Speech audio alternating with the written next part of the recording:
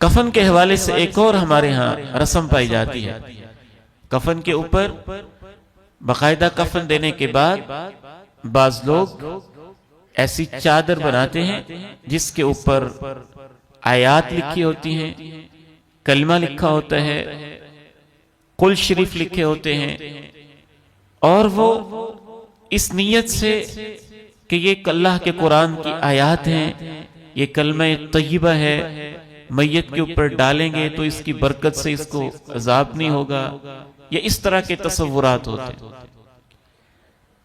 ये बिल्कुल एक गलत रस्म है, बल्कि बिदअत है।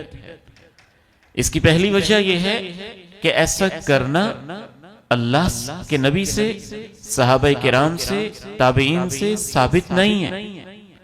दूसरी वजह यह है कि अल्लाह के नबी अलैहिस्सलातु वस्सलाम को कफन 3 चादरों में दिया गया। उसके अंदर जब आप एक चौथी चादर डालते हैं कलमा लिख के, तो आप उसमें इजाफा कर रहे होते हैं।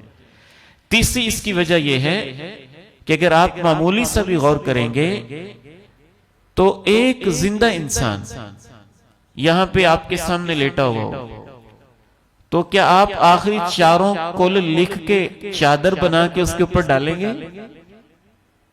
उसके पांव पे डालेंगे? उसके पर्दे वाली जगह पे डालेंगे? तब तो आप फौरन कहेंगे ये गुस्ताखी है।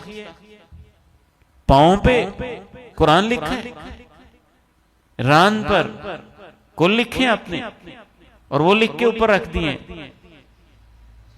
तो अब तो आप कहेंगे गुस्ताखी है।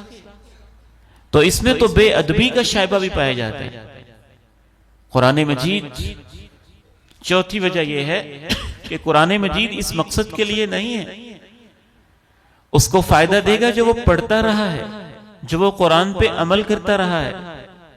यूं लिख के रख देने के लिए मैयत के ऊपर इस मकसद के लिए कुरान मजीद नहीं उतारा गया। इसके अंदर एक 5वीं कबाहत भी अजीब व गरीब है कि अगर आप इस नीयत से रखते हैं कि मैयत को इसकी बरकत नसीब हो जाए, तो फिर वो दे के वापस भी उतार लेते हैं।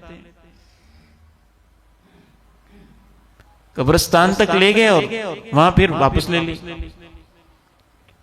ना इसकी कोई अकली तोजी बनती है, ना शरी कोई दलील बनती है, ना अल्लाह के नबी अलैहिस्सलाम और सहाबा किराम से साबित है। मुआशरे की एक रस्म है जो मुआशरे के अंदर चल रही है और इसकी हौसला शिकनी होनी चाहिए।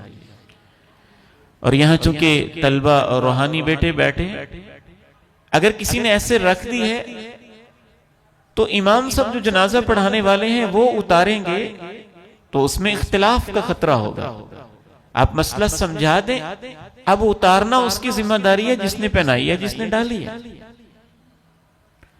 उन्हीं को यह शऊर दिलाएं, आहिस्ता से समझा दें, जिस तरीके से आप मुनासिब समझें।